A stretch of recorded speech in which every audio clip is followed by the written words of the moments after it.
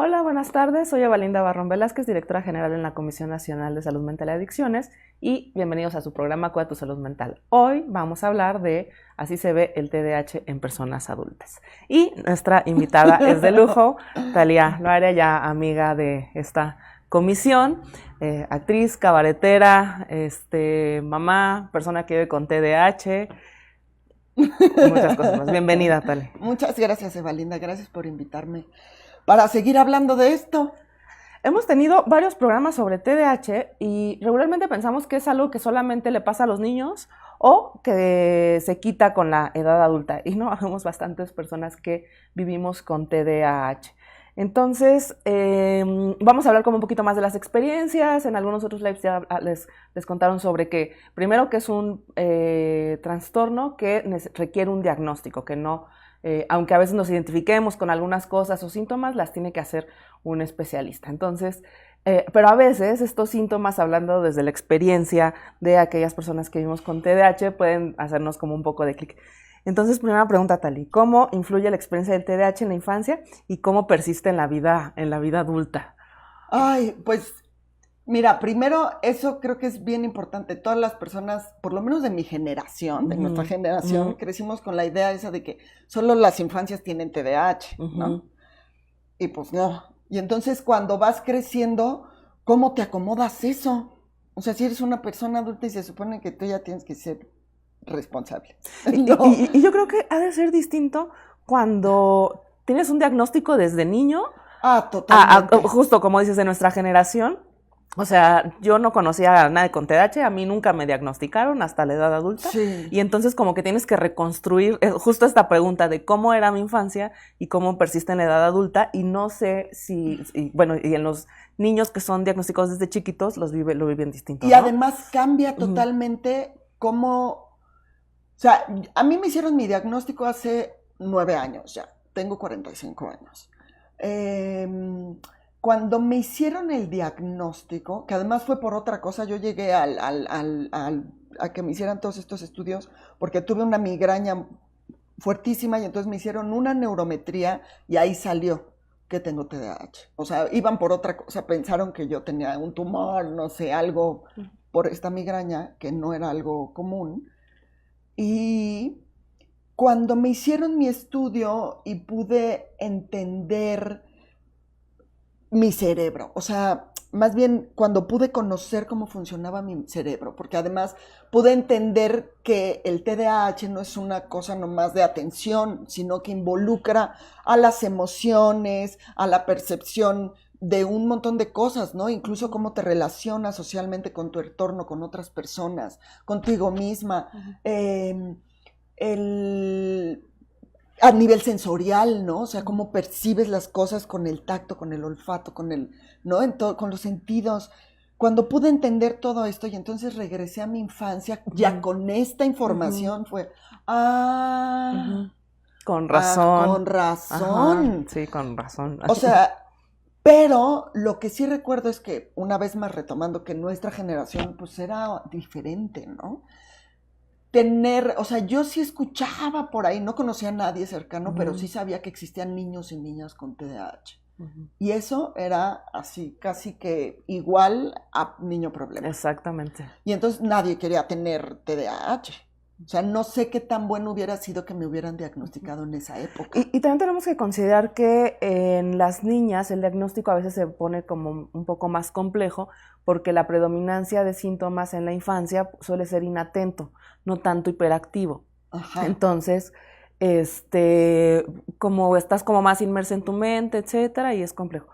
Tenemos que hacer como una aclaración del diagnóstico. No hay como una prueba específica que nos diga TDAH. Se hace como, es un diagnóstico clínico que se puede complementar con otras pruebas para descartar que no hay alguna otra situación. Y entonces justamente a veces pasa eso. Vamos por depresión, por ansiedad, por síntomas somáticos, etcétera, y nos dicen, pues es que tienes TDAH, ¿no?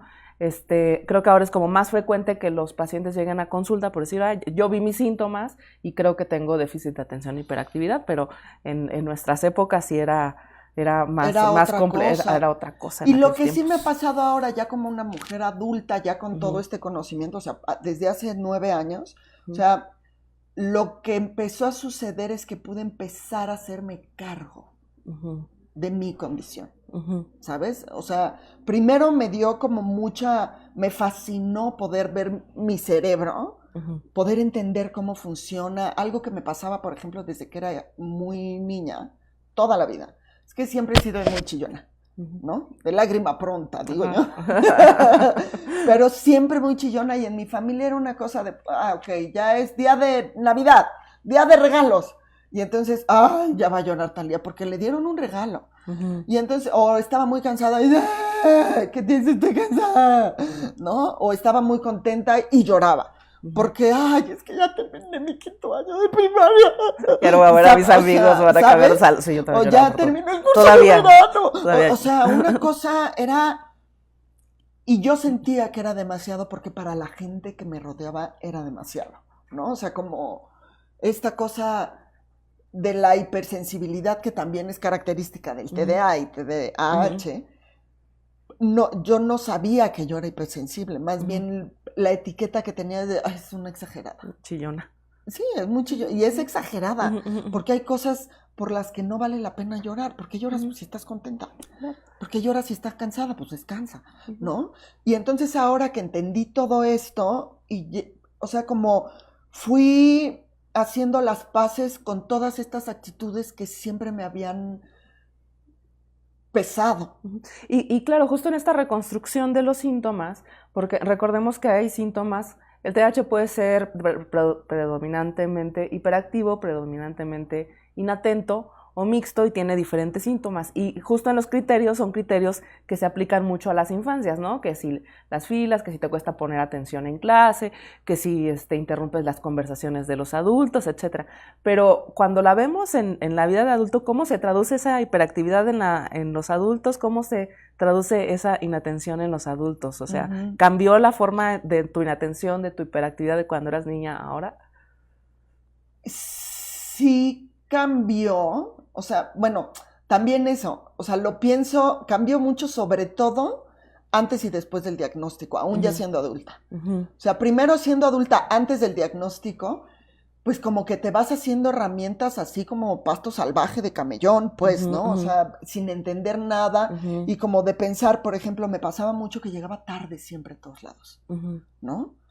Y pues para mucha gente, sobre todo en el trabajo, ¿no? En el ámbito laboral, era de, es que a Thalía no le importa, ¿no? Pero tengo una prima que siempre que me veía me decía, es que yo te veo que sí te angustia, pero ¿por qué no llegas temprano? Porque además yo iba, de verdad, viví muchos años en mi adultez, en mi juventud, pues, pero ya siendo adulta, angustiada. Siempre estaba angustiada porque no podía llegar temprano. Y una vez que tuve el diagnóstico, lo que empecé a hacer es armarme estrategias para poder llegar temprano. Antes simplemente no podía llegar, y sí intentaba, pero era como si quisiera escalar una montaña de obstáculos y nunca llegaba.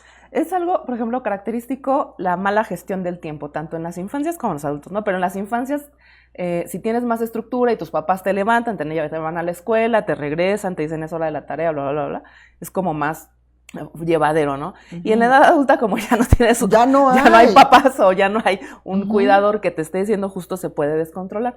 Y sí, en la parte del TDAH, o sea, seguro tienen muchos amigos que tienen diagnóstico y que llegan súper tarde, es por una mala gestión del tiempo, porque tú dices, sí llego en 20 minutos. Sí. Ajá, o sea, si me paro, porque aparte hasta lo programas, ¿no? O sea, yo digo, tengo que estar ahí a las 10, entonces si me pongo mi despertador a las 6, si me paro a las 7, y entonces llegan a las 7 y digo, bueno, si me paro a las 7:30 y entonces me baño en media hora, bla, bla, y no sucede. Pero es justamente por esta situación en donde crees que puedes hacer muchas cosas en poco tiempo, te cuesta trabajo calcularle, y se ve distinto en los niños y en los adultos, y gestionas diferente en las infancias porque tienes cuidadores regularmente, que en la adultez cuando uno se tiene que hacer cargo solito de pero con el diagnóstico todo cambió, porque empecé como a tener, como a ser más objetiva. Me sigue pasando. Pero también ya como que hay... Pero también uno se juzga menos, ¿eh? También. Y bueno, ya no me pasa que llego 1 hora tarde. ¿Sabes qué? Sí me pasa todavía de repente los días. Pero ya mucho menos. O sea, ya me pasa así de 1 o 2 veces al año, ¿no? Antes me pasaba, cada vez que tenía una cita era de, ¿llegué en el día correcto? O sea, todavía, ahora ya conscientemente le digo a toda la gente, por favor, un día antes, o sea, si puedes, un mensajito, algo, porque... El otro día Talia me dijo que le avisara de algo a mí. Entonces, obvio, no le avisé y obvio ya no nos vimos. Ya no nos vimos. Pero además yo vi después así de, fue ayer, ¿verdad? Sí, bueno, creo que ya no llegué. Luego fallan las tácticas, pero sí ayudan. Pero ayudan, sí, ayudan. Además, ¿sabes qué es chistoso? Por ejemplo, ese día que quedamos de vernos un domingo. Y entonces teníamos ahí de, sí, nos vemos el domingo. Y entonces, por algo hablamos creo que el jueves. Y entonces me dijiste, nos vemos el domingo, en el jueves que hablamos. Sí. Y entonces yo dije, sí, nos vemos el domingo. Pero como solo fue nos vemos el domingo, yo no sabía para qué nos íbamos a ver el domingo. Entonces en mi cabeza se quedó y dije, nos vamos a ver el domingo. Bueno, a lo mejor decía porque a lo mejor nos veíamos el domingo igual y nos echábamos un café o algo. Y dije, bueno. Y luego pasó, o sea, no sabía específicamente qué era, entonces mi cabeza lo mandó así como a los pendientes de...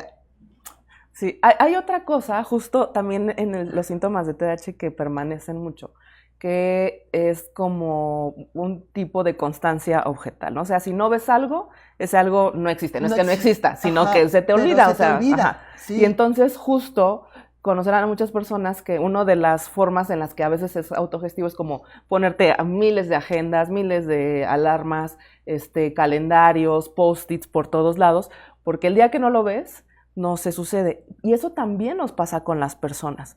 Sí. Y entonces empezamos a tener dificultades en las relaciones y en la interacción con otras personas, porque tú puedes dejar de ver a alguien así mucho tiempo y para ti es de, y lo ves como si estuvieras en pausa y lo ves de nuevo y es como si hubiera sido ayer. Como si hubiera sido ayer, ¿no? Y para otras personas neurotípicas es de, oye, o sea, no inventes. Hace 2 meses que no me hablas. Y que no me escribes y... Claro, ¿cómo? Pero nos teníamos que escribir diario. Sí. Y entonces eso causa mucho conflicto es un síntoma que causa mucho conflicto en las relaciones interpersonales, incluso en las relaciones de pareja, ¿no? Sí.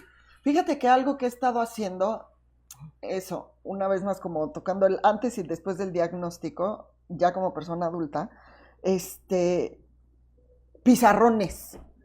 Puse pizarrones en mi casa, por toda la pared, así en diferentes espacios, así de en mi recámara, en la oficina, afuera del comedor, de la cocina, donde está la recámara de mis hijas, o sea, en todos lados tengo pizarrones.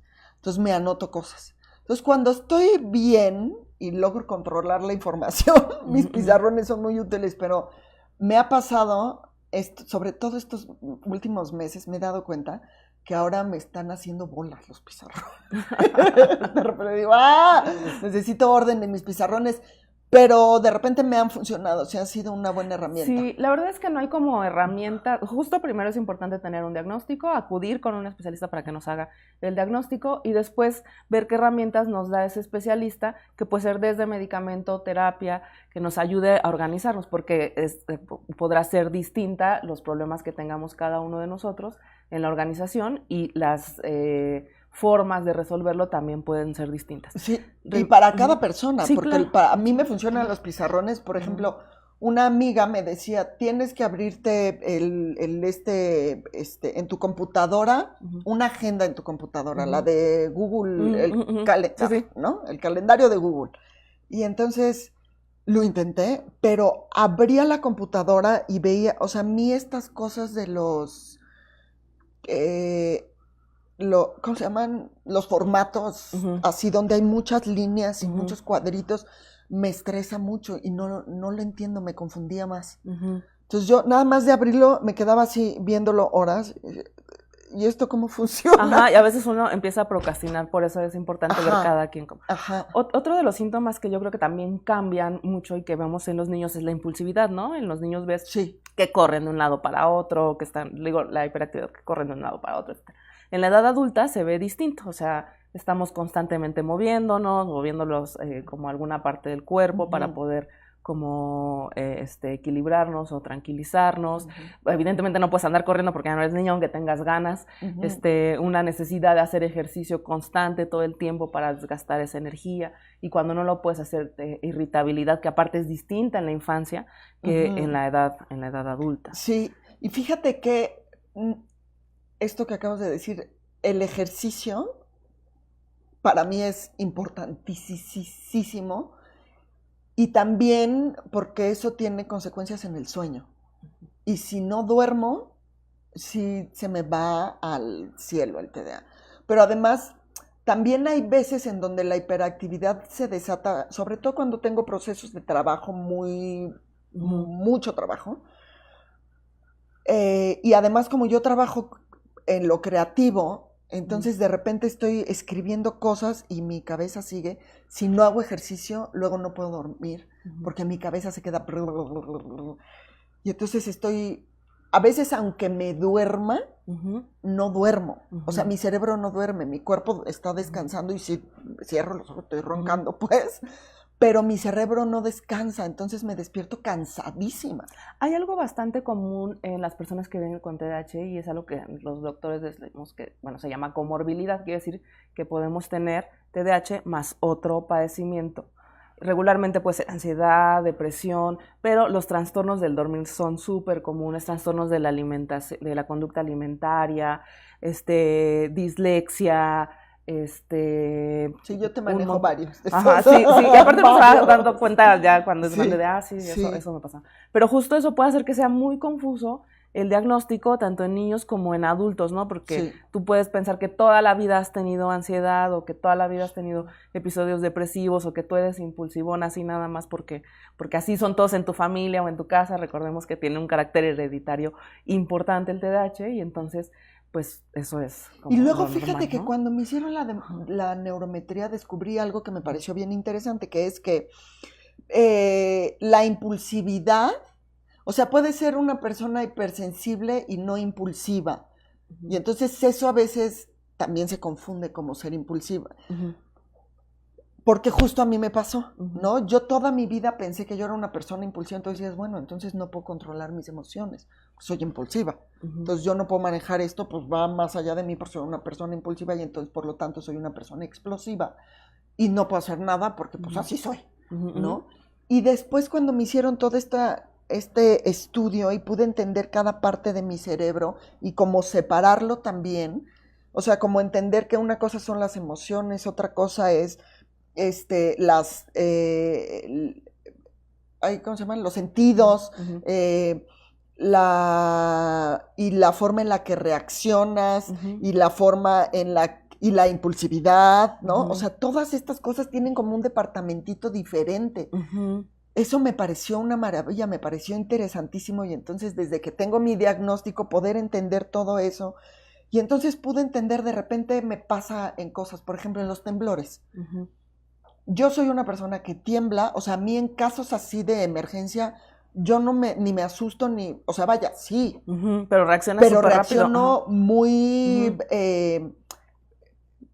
como estable, no sé cómo explicarlo. Sí, justo, creo que cuando te dan el diagnóstico, puedes entender también las bondades de tener un cerebro neurodivergente, ¿no? Sí. O sea, el que, por ejemplo, esta parte de la hiperactividad, la impulsividad, en situaciones en las que hay que reaccionar, puedes hacerlo muy rápido, muy bien, mantener muy bien la calma, ¿no? Y en las situaciones de calma a veces no puedes. A veces no. A veces al no revés. A veces no, no la puedes cabeza...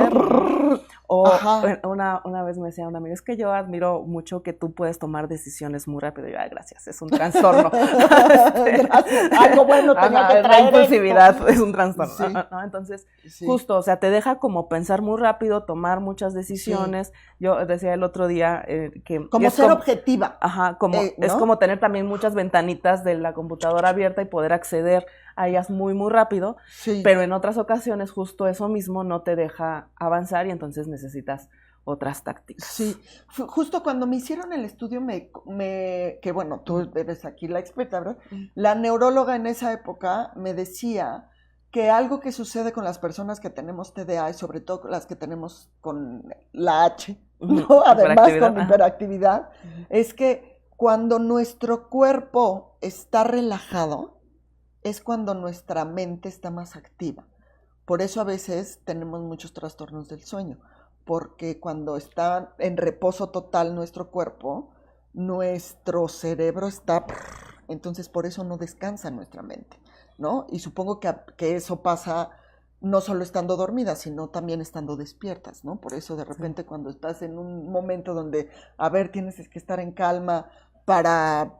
no sé. O que no es estimulante. O sea, no es estimulante. Si no es estimulante, se dice, ay, no, entonces luego lo hago porque no es estimulante, porque en realidad justo esta búsqueda de dopamina constante hace que dices, ah, mira, esto está más divertido, entonces voy y hago esto. Sí. Oye, y hablando un poco de la parte hereditaria y de que tienes hijos, hijas, hijes, y que entiendo que también tienen el diagnóstico. Sí. Justo cómo, o sea, ¿cómo lo ves en ellos en diferencia contigo? O sea, ¿cómo fue que ellos sí tienen el diagnóstico desde chavitos? ¿Y cómo crees que esto ha impactado? ¿Por qué ha sido distinto? Pues mira, ha sido para mí, ha sido muy importante poder darles este regalo. Primero, porque creo que eso les permite conocerse. O sea, poder tener esta herramienta, poder decir, esto soy yo, ok, desde chiquitas, desde que somos niños, niñas, me parece increíble, pues, porque si yo hubiera tenido esta posibilidad cuando era niña, hubiera entendido mucho mejor, me lo hubiera pasado mejor, ¿no? De repente veo, ahorita que mencionabas cómo es distinto entre niños y niñas, yo no lo sabía, pero lo veo con mis hijos, ¿no? O sea, no lo sabía así como lo acabas de poner, no me había hecho consciente hasta ahorita que lo dijiste. Y claro, a Luca le pasa que él es mucho más hiperactivo, él necesita moverse todo el tiempo. Entonces, lo ves como chinampita por todos lados, brincando para todos lados, y es de, Luca, ya, un segundo, por favor. Y con Nina es al revés. Nina de repente la ve sentadita así. Trae unas historias en su cabeza, pero ella es muy creativa. Le encanta leer, por ejemplo. A Nina se nos va con los libros, pero se echa libros y tiene 10 años, o sea, se echa uno tras otro, ya así toda la saga de Harry Potter, o sea, pam, pam, pam, pam, todo el tiempo la ves leyendo y pintando. Y escribe mucho, escribe unas cosas bellísimas y pinta, o sea, tú la dejas y todo el tiempo, ¿no? Entonces es diferente la forma en la que lo manifiestan. Y claro que es diferente también la forma de canalizar. O sea, yo como mamá que los veo, es diferente cómo tengo que canalizar a uno y al otro, ¿no?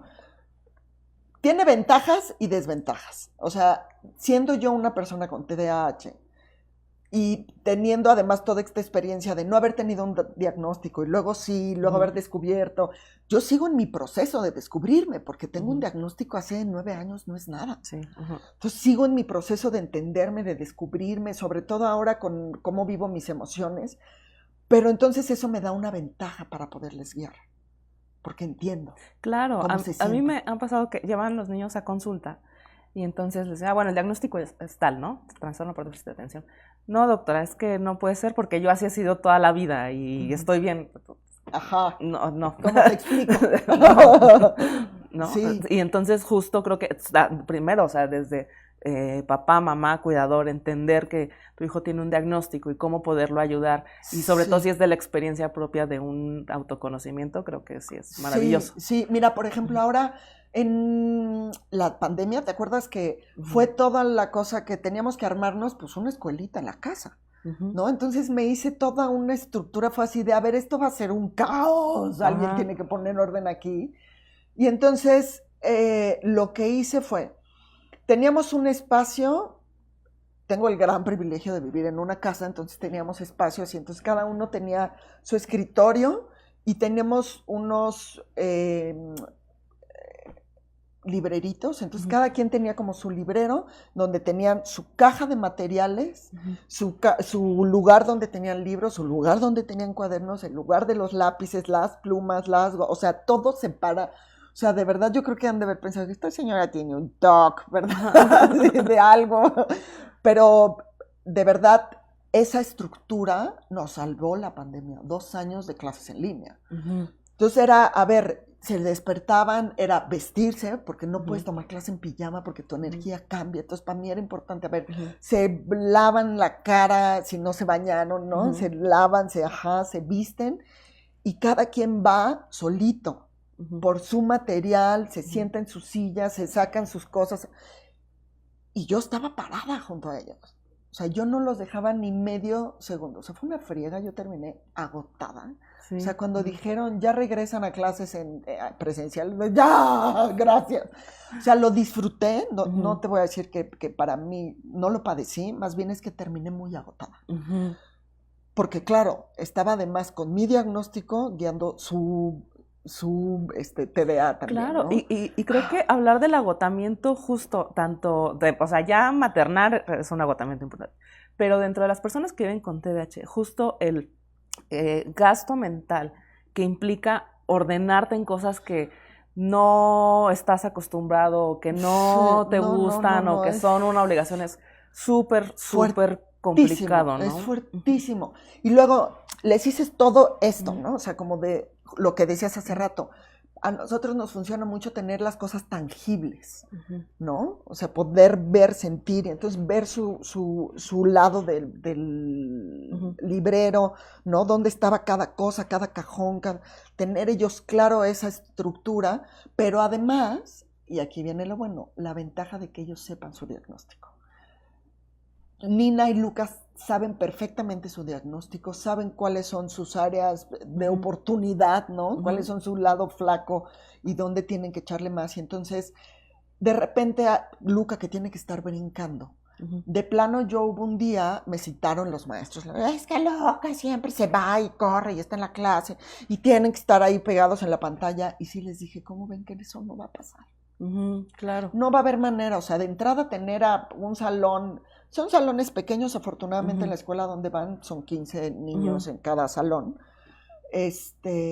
niñes, pero pues en una computadora, clases de más de media hora, es difícil. Claro. Para cualquier niño. Y para cualquier adulto. Y cualquier adulto. Pero además con un niño con TDAH, con estos síntomas, está bien difícil. Entonces le dije, miren, lo que Luca tiene ahorita, porque me decía, es que siempre está haciendo un ruido, quién sabe qué es.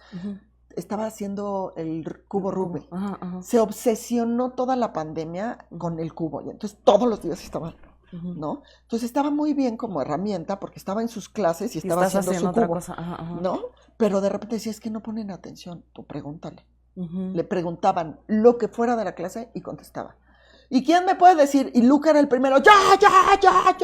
Y luego se frustraba porque me decía, mamá, es que nunca me hacen caso. Yo siempre levanto la mano. Entonces tuve que hablar con la mamá, oye, pues también, si estás diciendo que no pone atención y te está levantando, pues déjalo que conteste. Oye, a mí eso me pasó hasta la universidad. Me decían, es que quién sabe cómo le haces para estar aquí, no estar aquí. Y justo a veces cuando las personas me conocen, les digo, sí te estoy poniendo atención aunque estoy haciendo, y tengo que hacer como 2 cosas para poder poner atención en una, ¿no? Sí. O sea, ahora lo que me pasa es que estoy scrolleando el teléfono para poder escuchar a la persona con la que estoy hablando, porque si solamente estoy escuchando a la persona con la que estoy hablando, a mí me pasa súper complejo. Para leer.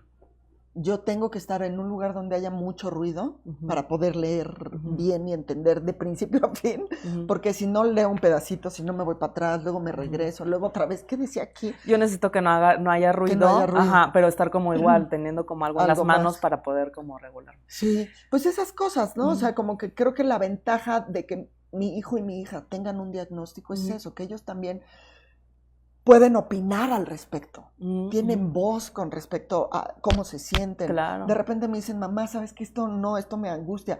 O, por ejemplo, ahora está pasando, Nina, por ejemplo, justo en esta etapa de las clases en línea, necesitaba acostarse o necesitaba estar dibujando. Entonces no podía yo decirle que no dibuje. Claro. Porque necesitaba eso para poner atención, ¿no? Claro. En fin, como que vas desarrollando y ahí pues poderlo platicar. Y justo eso te permite que siendo adulto en el trabajo O sea, tú puedas como, primero, decidir a qué te vas a dedicar, o tratar de decidir a qué te vas a dedicar si es que tienes ese privilegio. Y la otra, como armar tu propio día o tu propia labor con estas actividades que Sí, necesitas para ser sí. efectivo y para Y creo que es organizarte, una ¿no? cosa, por supuesto que el diagnóstico es importante, la terapia, o sea, tener una guía, o sea, un profesional siempre ayuda muchísimo, pero también es como tomar las riendas de tu condición, ¿no? O sea, poder también decir, o sea, una vez que ya te conoces, de nada te sirve la terapia si tú no te haces cargo también, ¿no? Sí, De todo esto. y tenemos que ser entonces un equipo con nuestro tratante. Puede o no darnos tratamiento farmacológico que puede ser únicamente para el trastorno por déficit de atención, o si tenemos otra cosa, ansiedad, depresión, pues a lo mejor nos dará otro fármaco. La parte de la psicoterapia que regularmente es cognitivo-conductual para que aprendamos herramientas, y la tercera parte que es el autocuidado y la vida diaria, que ahí sí nos toca a cada uno de nosotros. Y dentro del autocuidado, aparte de comer bien, dormir bien, La comida. hacer ejercicio, etcétera, creo que la parte del autoconocimiento y de ir descubriendo tus síntomas y cómo cómo van cambiando estos síntomas, porque aparte hay adultos mayores, el TDAH permanece hasta los adultos mayores, cómo se manifiesta, cómo no confundirlo eso con deterioro cognitivo, etcétera, es todo un asunto. Y eso creo que ayuda además a tratarnos de una manera más amable. Sí. O sea, ¿no? Porque somos bien rudas, ¿no? Nos tratamos bien mal.